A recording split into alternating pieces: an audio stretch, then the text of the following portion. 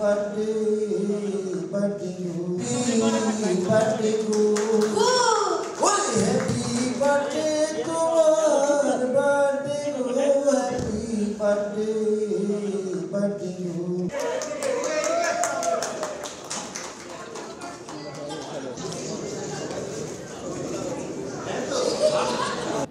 একেবারে একটা বাংলা গানের পরিবেশে বড় হয়েছি।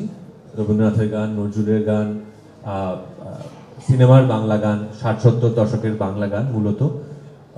সেখান থেকে আমার একটা এবং পাশাপাশি আমার বাবা মা যেহেতু খুব দীর্ঘ সময়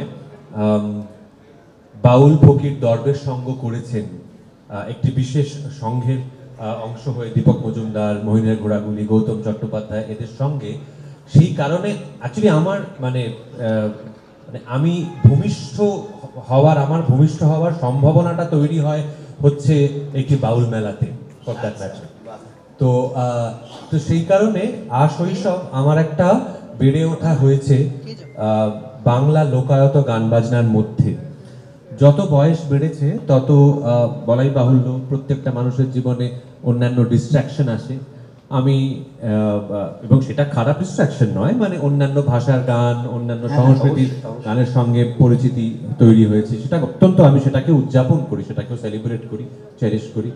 কিন্তু একটা বয়সের পর আস্তে আস্তে আমার ওই ছোটবেলার যেটার মধ্যে আমি বেড়ে উঠেছি সেটার প্রতি টানটা আবার বেড়েছে, বিশেষ করে বিশ্ববিদ্যালয়ে পড়ার সময়। এবং সেই সময় থেকে আমি কিছুটা সময়, সেই মানুষটা আমাদের মধ্যে আর নেই আজ আনফর্চুনেটলি, কালিকা প্রসাদ ভট্টাচার্যের সঙ্গে আমি অনেকটা সময় সঙ্গ করেছি, তাদের গানের গবেষণার মধ্যে তাদের সঙ্গে থেকেছি, সেই সময়টা আরও একবার সুযোগ হয়েছে।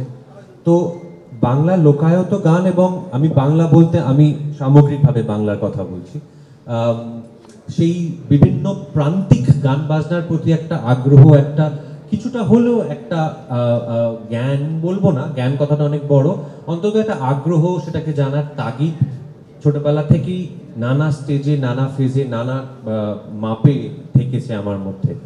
সেই কারণেই যখন প্রথম আমি এরম একটি চিত্রনাট্য পড়লাম বা এরম একটি গল্পের কথা শুনলাম, যেখানে একজন আপাদমস্তক নগরবাসী, শহরবাসী মানুষ, যিনি কিনা নিজেকে আমূল একটা চেহারায় নিজেকে ঢেলেছেন, একটা ছাঁচে নিজেকে ঢেলেছেন, তিনি কোথাও একটা তার শিকড়ের কাছে ফিরে যাচ্ছেন। এইটা যদি আমি এক কথায় বলি, এই গল্পটা শোনা মাত্র আমার একটা তার প্রতি আকর্ষণ জন্মায়। এবং তারপর চিত্রনাট্য যখন পড়ি তখন বুঝতে পারি এই চরিত্রটির আর্টটি আরও এক্সাইটিং। আসলে আমার মনে হয় কি জানেন তো, যে এই আমাদের উপমহাদেশের আমরা মানুষরা, আমরা প্রত্যেক দিন আরও বেশি শহুরে হচ্ছি, আমাদের আদব কায়দায় সব কিছু হচ্ছে, কিন্তু কোথাও আমরা আমাদের একেবারে হৃদয়ের অভ্যন্তরে, আমাদের অস্তিত্বের অভ্যন্তরে কোথাও আমরা ভীষণ কাঙাল। এই গৌরবের গানটার কথা সূত্র ধরে বলছি। আর এখনো যখন আমরা আমাদের শিকড়ের গানগুলো শুনি, তখন ওই ডাকটা শুনতে পাই, এবং ডাকটা ভিতরে গিয়ে একটা অনুরণন তৈরি করে, একটা রিনরিন করে আওয়াজ দেয়, যে আওয়াজটার জন্যে আমরা আরো একবার বুঝতে পারি আমরা কতটা কাঙাল। তো এইটাই এক কথায় হচ্ছে যে আমার এই ছবিটা করার আগ্রহটা, এই জিনিসটাই আমার মধ্যে আগ্রহের জন্মটা দিয়েছে।